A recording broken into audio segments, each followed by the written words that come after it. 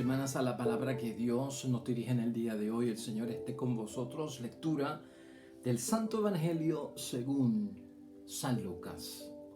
Los padres de Jesús iban todos los años a Jerusalén para la fiesta de la Pascua. Cuando Jesús cumplió los 12 años, subió también con ellos a la fiesta, pues así había de ser. Al terminar los días de la fiesta, regresaron, pero el niño Jesús se quedó en Jerusalén sin que sus padres lo supieran. Seguros de que estaba con la caravana de vuelta, caminaron todo un día. Después se pusieron a buscarlo entre sus parientes y conocidos. Como no lo encontraron, volvieron a Jerusalén en su búsqueda. Al tercer día lo hallaron en el templo sentado en medio de los maestros de la ley, escuchándolos y haciéndoles preguntas. Todos los que le oían quedaban asombrados de su inteligencia y de sus respuestas. Sus padres se emocionaron mucho al verlo. Su madre le decía: «Hijo, ¿por qué nos has hecho esto? Tu padre y yo hemos estado muy angustiados mientras te buscábamos». Y él les contestó: «¿Y por qué me buscan? ¿No saben que yo debo estar donde mi padre?». Pero ellos no comprendieron esta respuesta. Jesús entonces regresó con ellos, llegando a Nazaret. Posteriormente siguió obedeciéndoles. Lo proclamado, hermanos y hermanas, es palabra del Señor. Gloria a ti, Señor Jesús. Pues ahí lo tenemos, hermanos y hermanas, el Evangelio que Dios nos dirige ya hoy, jueves de la tercera semana del tiempo de Cuaresma en nuestro calendario litúrgico. Y este jueves, aunque la reflexión siempre, hermanos y hermanas, es de la palabra de Dios, pero este jueves estamos recordando en el día de hoy también a San José, el esposo de María, y por eso es que las lecturas son las que hemos visto en el día de hoy, especialmente el Evangelio que está siendo tomado de San Lucas, capítulo 2, versículos 41 al 51a. Es el Evangelio del día en que Jesucristo se perdió y apareció en el templo luego de la gran fiesta de la Pascua. Que realmente uno dice, bueno, el Evangelio está ahí y estamos en Cuaresma. Pues es por la celebración de San José, esposo de María. Hay dos alternativas en el día de hoy en términos del Evangelio y nosotros hemos escogido esta, ya que su mensaje yo creo que es importante para nosotros señalarlo en el día de hoy. Hoy vamos a estar hablando, hermanos y hermanas, aprovechando esta coyuntura de San José, esposo de María. El tema que vamos a discutir tiene que ser poder para cumplir. Cuando nos fijamos en Dios, que Dios tiene el poder para cumplir.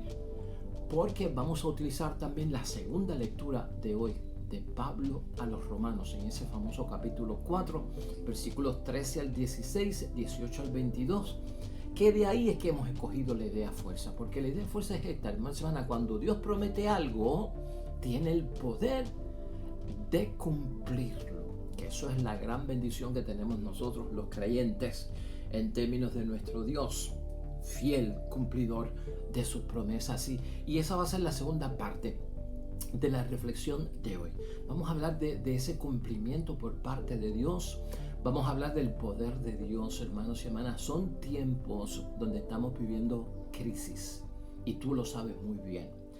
Y nosotros, en nuestro caso particular, venimos de, hermanos y hermanas, de haber pasado por situaciones muy críticas y muy difíciles.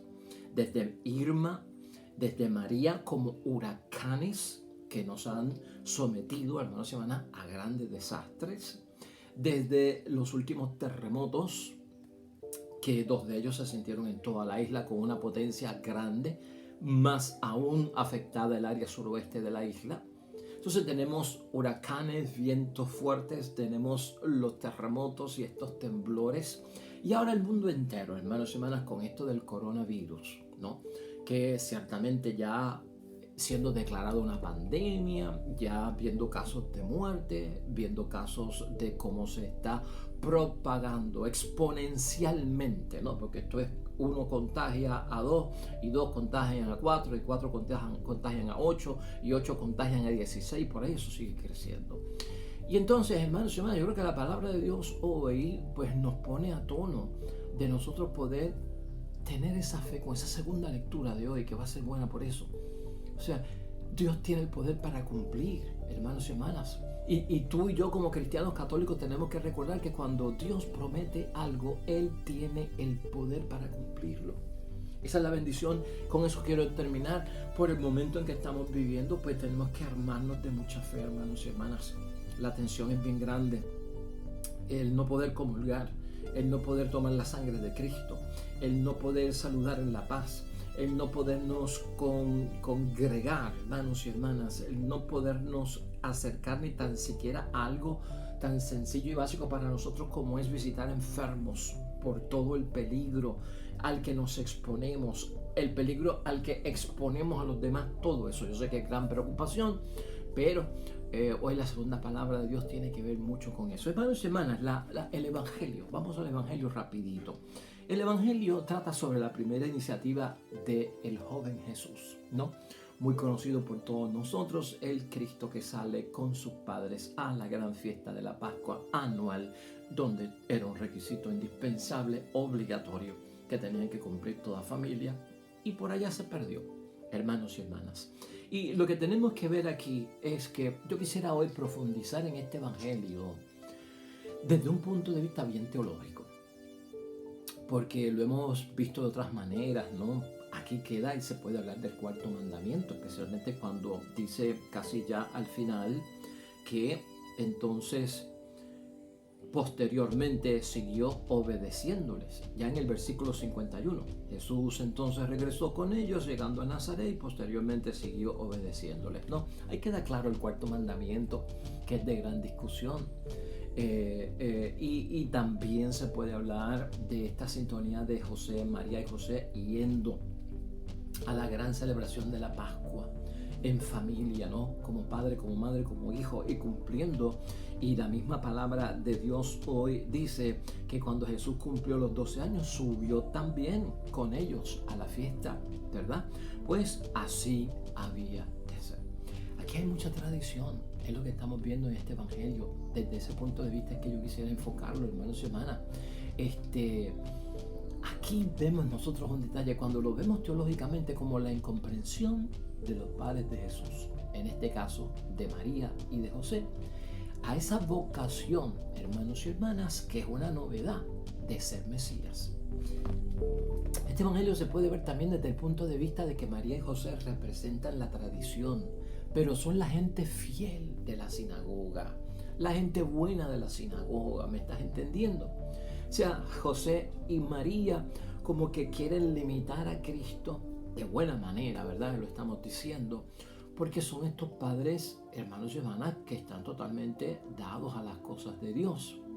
Entonces, en ellos, hermanos y hermanas, en los padres de Jesús, de José y María, queda sembrada un tipo de incomprensión que representa a todo el pueblo que no quiere la novedad de Cristo Jesús, el Señor como Mesías, sino que lo que está buscando es que lo que busca es sostener la tradición, aunque sea deshumanizadora, ¿no? Y ahí es que nosotros vemos este choque. Por eso Cristo es tan enfático, hermanos y hermanas, cuando lo encuentran, ¿no? De recordarle a ellos, ¿no? No saben, porque no fue solamente a María, mira el plural, no saben que yo debo estar donde mi Padre. Ese es el versículo 49. En los asuntos de mi Padre. Jesucristo con su novedad, hermanos y hermanas, está haciendo su punto valer, ¿no? Él no viene a abolir la ley, Él no viene a decir que la tradición es mala, Él no viene a decir que la costumbre es mala, que hay que interpretarla correctamente, que hay que aplicarla correctamente, que las cosas y los mandamientos de Dios se cumplen correctamente. Eso es todo. Pero entonces aquí el evangelista, hermanos y hermanas, Lucas aprovecha para representar básicamente, hermanos y hermanas, esa incomprensión. Hoy podemos pensar en incomprensión. Cuaresma nos lleva a pensar en incomprensión. A veces a nosotros los católicos nos incomprenden, no entienden por qué hicimos lo que hicimos el miércoles de ceniza y no pusimos la ceniza. Incomprensión, porque comemos pescado y ayunamos los viernes, o estamos en abstinencia, porque estamos en algún tipo de momento especial para hacer limosna. para entrar en una oración más profunda, porque el cristiano es hombre de oración, es mujer de oración. Entonces a veces hay una incomprensión, hermanos y hermanas. Y cuando hay incomprensión se vuelve una resistencia. Y esto es lo que Cristo ya desde pequeño, hermanos y hermanas, quiere que dejar saber a sus padres, que lo tenemos que entender así nosotros. Para Cristo no fue sencillo, hermanos y hermanas.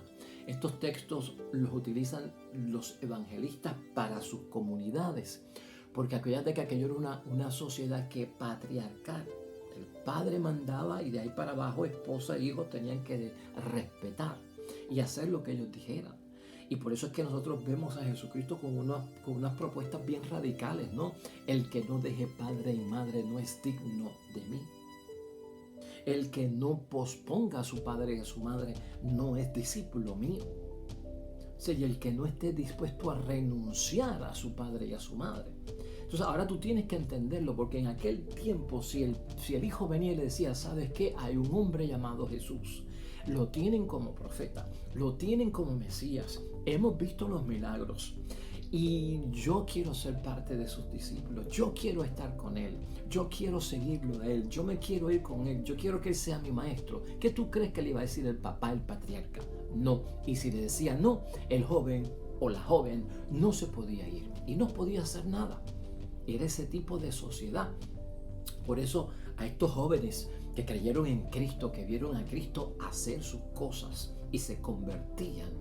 Entonces Cristo lo que quiere es que se despegaran, que empezara a haber una cierta interdependencia, que es lo que siempre hemos llamado aquí, no una independencia total de los padres, no una dependencia total de los padres, ese término balance de interdependiente, donde yo me voy y te dejo, te pospongo. Por eso en algunos casos sonaba como el que no odie padre o madre, el que no abandone padre o madre, ¿no? Porque era una exigencia fuerte. Pero si el papá decía que no, los hijos no podían irse con Cristo. De hecho, más tarde nosotros veremos en Hechos de los Apóstoles cómo la conversión de un hombre, jefe, padre de la familia, bastaba para que los discípulos entendieran que toda la familia se había bautizado, toda la familia era cristiana, porque ese patriarca significaba mucho. Así que, hermanos y hermanas, ¿a qué es lo que nos referimos? En el caso de José y María, son gente fiel, son gente buena, son gente de Dios, pero Cristo los puso en su sitio también, ¿no? Ha llegado la novedad, yo soy el Mesías, las cosas han cambiado, yo tengo que estar en las cosas de mi Padre. Estoy en la tradición, vine a la fiesta de la Pascua, vine con ustedes porque ya tengo 12 años, porque ya puedo hacer el viaje, porque ya puedo hacer la peregrinación, porque ya puedo hacer la caravana, pero ¿saben qué? Yo es lo mío, yo también tengo cosas mías, gente fiel, que a veces pueden convertirse en piedras de tropiezo, hermanos y hermanas, que lamentablemente no permiten la llegada de esa novedad. Cuaresma nos lleva a la novedad. ¿Qué de novedoso ha tenido esta cuaresma para ti? Ya yo lo he dicho en muchas ocasiones, a veces la cuaresma es la número 13, la número 14, la número 15, la número 20, la número 30. Y todas tienen alguna novedad para cada uno de nosotros. Ese reproche de María y Jesús y José, hermanos y hermanas, hacia Jesucristo significa tal vez el mismo reproche que yo puedo ver en el tiempo de Cuaresma en el examen de conciencia, hacia un Cristo, hacia una iglesia, hacia un papa, hacia un obispo, un sacerdote, hacia un papá, hacia una mamá, hacia unos hermanos, hacia unos amigos. Un reproche donde yo no veo la novedad de esta Cuaresma, la bendición que tiene, y me sigo atando a muchas otras cosas, hermanos y hermanas. Por lo tanto, hermanos y hermanas, es como querer que Jesucristo se entregue a un pasado, se entregue a lo religioso, nada más, tradición y costumbre, y no haga nada más. Tiene que haber una novedad. Tú tienes que identificar qué de nuevo ha tenido esta Cuaresma. La Cuaresma de este año, hermanos y hermanas, nos ha enfrentado a nosotros con terremotos y sigue temblando la tierra, y ahora con el coronavirus. O sea, es una gran novedad. Qué bueno que estábamos rezando, qué bueno que estábamos ayunando, qué bueno que estábamos en recogimiento con Dios. Qué bueno que estamos ayunando, hermanos y hermanas. Qué bueno que estamos leyendo la palabra de Dios. Qué bueno que hicimos un tiempo de 40 días para acercarnos a nuestro Señor Jesucristo. O sea, que nos cogió a esto pues en la fe y preparados, hermanos y hermanas. Es un recordatorio en la persona de María y de José, y por lo tanto era como si quisieran separar a Cristo de lo que tenía que hacer. Nosotros no podemos separar a Cristo de lo que viene a hacer, de lo que tiene que hacer, de lo que debe de hacer, de lo que tiene que cumplir, de lo que nos tiene que decir. Nosotros no podemos cambiarle la mente a Jesús. Nosotros no podemos cambiarle el plan a Jesús. Nosotros no podemos cambiarle la voluntad a Jesús. ¿Me estás entendiendo? Y yo quiero aprovechar este momento para pensar en eso. Si bien es claro que podemos señalar a San José como esposo fiel de María, que no la repudió en público, que se quedó como un padre ahí, hermanos y hermanas, solícito, como un padre entregado, adoptivo, que entendió de acuerdo a las veces que se le apareció el ángel que realmente yo tengo parte en esto, que esto no es solamente de yo pues ponerle un nombre al niño, y que María lo dio a luz, y que el revolú que se ha formado aquí de que ella iba a dar a luz por obra y gracia del Espíritu Santo es entre María y Dios, y yo no tengo que ver nada con eso. Pues José se puso en su sitio, y es cierto, hermanos y hermanas. Por lo tanto, aquí cuando María le dice a Jesús, tu padre y yo, esa frase, hermanos y hermanas, es bien importante, porque esa frase lo que está diciendo es que José, María reconoce que cumple su papel y su rol de padrastro o de padre en aquel tiempo, ¿no? Un rol fundamental que estaba incluido en los planes de Dios para San José, precisamente en la relación de educar al niño Jesús y educarlo conforme a la ley de aquel tiempo. Eso todo es importante. Un santo como San José, que lo recordamos como el santo que más duerme, las veces en que San José, hermanos y hermanas, es interpelado por la providencia divina, está dormido, y es en sueños que los ángeles le revelan lo que tiene y lo que debe hacer en el nombre de Dios, conforme a la voluntad de Dios. No hay casi nada que diga San José en la palabra de Dios, sino nada, que no hay nada de parte de él que nos pueda decir, pues esto lo dijo San José. Pero en esa sintonía, sin dejarlo a él aparte, es lo que queremos señalar. Hay más sobre esto, hermanos y hermanas, ya terminando con el Evangelio, en ese sentido, que no quisiera dejar atrás. Y escucha esto, porque esto es importante leerlo para entenderlo. Durante los años que vivió en Nazaret Jesús, fue descubriendo su vida. Y durante el tiempo en que uno se mete en la cuaresma, uno debe ir de qué, hermanos y hermanas, descubriendo la vida de uno en relación a Dios.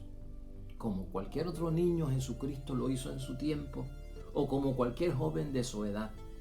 No recibió educación especial. No manifestó dotes extraordinarias, fuera del juicio sin fallas que mide y aprecia todo según el criterio de Dios. José, en el caso de él, hermanos y hermanas, le transmite la fe de Israel, que es el pueblo, y la comunidad de Nazaret. Por muy insignificante que fuera, hace de él un judío observante. En eso es que estaba José metido, en que su hijo fuera un judío que observaba, guardaba, cumplía la ley de Dios, sometido precisamente a eso. Pero ¿cuál fue la experiencia profunda de Jesús?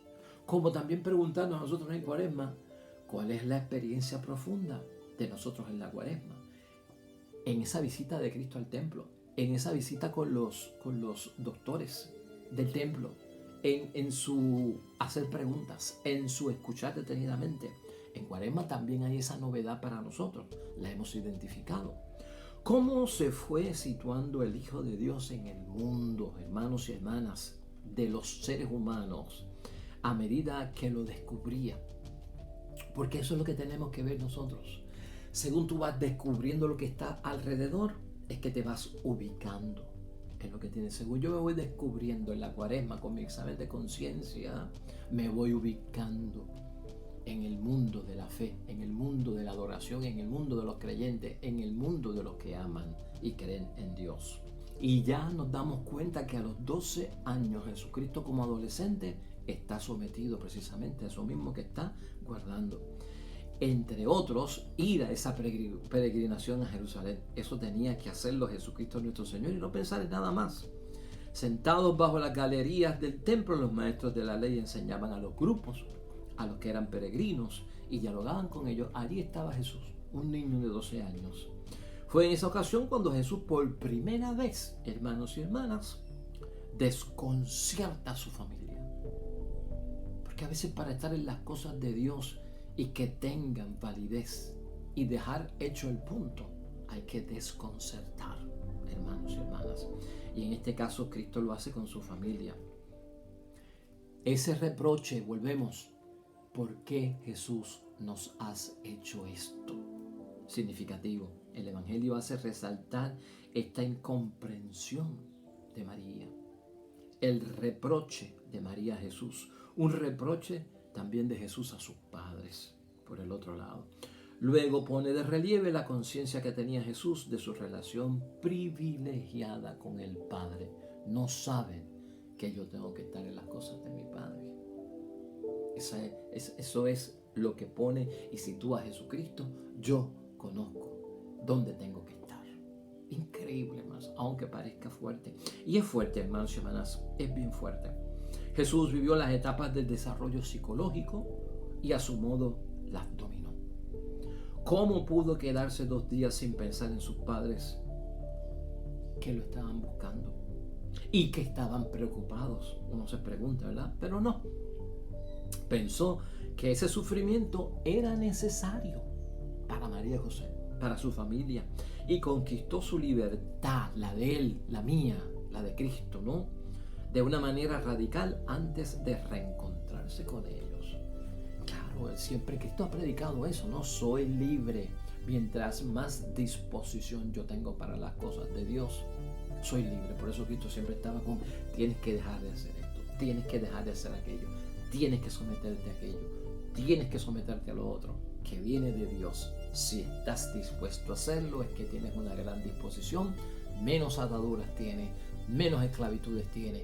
El que sirve al Señor es libre, y así es Cristo. Es libre incluso de el poder que puede tener de imposición en contra de la voluntad de Dios, de los propios padres de uno.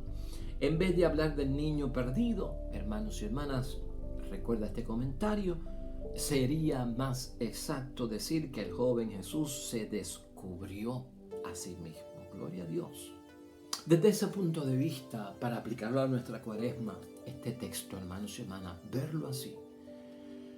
La novedad que tiene que haber en mi cuaresma, el cambio, la transición, mi independencia de muchas cosas, estar en las cosas de Dios, en la casa del Padre, haciendo lo que yo tengo que hacer, incluso si eso significa yo decírselo a mis padres, pero aún así los sigo obedeciendo o sigo en los caminos que ellos también van, que son buenos delante del Señor.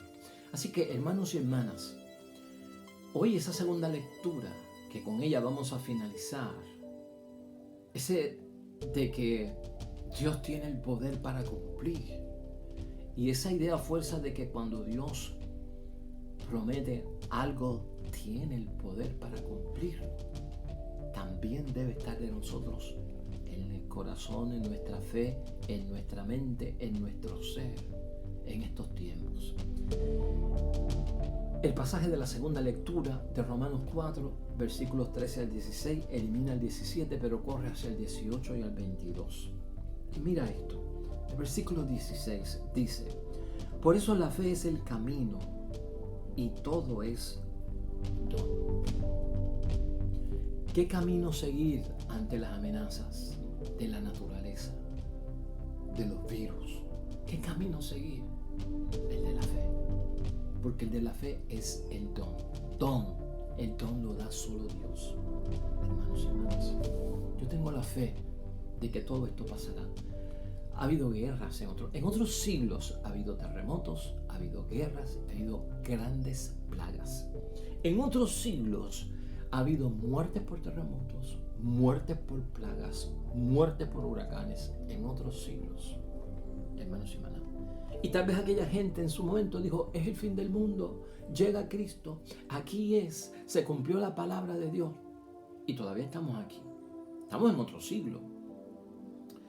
Así que toda generación como que experimenta los signos de los tiempos. No, acuérdate que no es el fin del mundo de lo que habla Cristo. Es el fin de la historia de la humanidad, para ser más exactos. Tengamos eso en mente con esta segunda lectura. Por eso la fe es el camino y todo es don. Y luego el versículo 18, porque esto es en referencia a Abraham. ¿Y quién es Abraham? El padre de la fe. Y dice Pablo, Abraham creyó. Hermano y hermana, cree en el nombre de Dios. Cree. Abraham creyó y esperó contra toda esperanza. Cree contra toda esperanza. ¿Qué mensaje, no? Positivo, imperativo, esperanzador. Es de manifestación de creencia, hermanos y hermanas. Abraham creyó y esperó contra toda esperanza. Y luego dice el versículo 19, no vaciló en su fe, olvidando que su cuerpo ya no podía dar vida. No vaciló en su fe. Aquí el vacilar yo siempre lo he comparado con la palabra de Cristo, ¿no? Es como esa hoja, ¿verdad? Que la mueve el viento de lado a lado con el vaivén.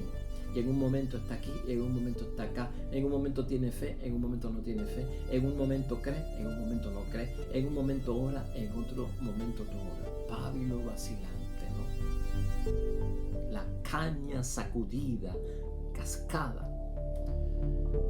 No podemos ser vacilantes, y eso es lo que desespera en muchos momentos. Versículo 19 es muy importante. No vaciló en su fe Abraham, por eso consiguió lo que tenía que conseguir, y también nosotros. Y luego el versículo 20, el final, no dudó de la promesa de Dios ni dejó de creer.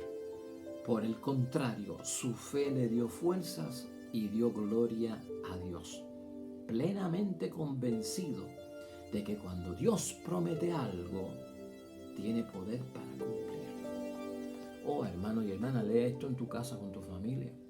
Lee esa palabra poderosa de San Pablo a los romanos. Hermanos y hermanas, sea bendito y alabado el nombre de Dios. Pues, hermanos y hermanas, un jueves un poquito cargado de reflexión. Con el Evangelio hicimos una. Con la segunda lectura yo creí primordial y necesario y justo hacerlo para motivarnos en la fe en los tiempos de crisis. Pues, hermanos y hermanas, tengamos fe. Dios está con nosotros.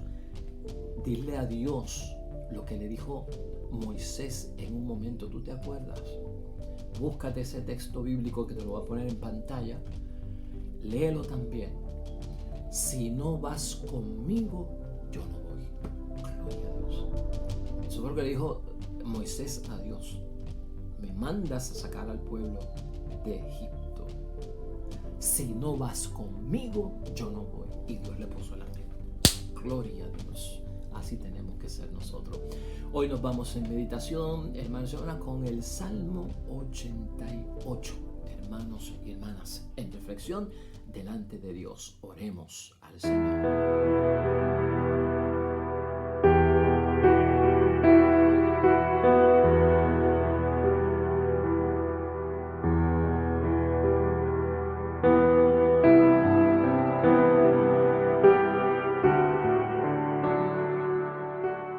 Amén y amén. Hermanos y hermanas, el Señor esté con vosotros. La bendición de Dios Todopoderoso, Padre, Hijo y Espíritu Santo, descienda sobre ustedes, permanezca para siempre. Nosotros regresamos mañana con el favor de Dios. Nuevo Evangelio, nueva meditación y reflexión de la palabra de Dios. Recuerda esto siempre, hermano y hermana: todo cuanto hagas hoy junto a los tuyos, para la gloria y la honra de nuestro único Dios. Te va a ir bonito, hermano y hermana, pero sobre todo vas a ser bendecido, hermano. Vas a ser bendecida, hermana. Nos vemos mañana con el favor de Dios. Hasta luego.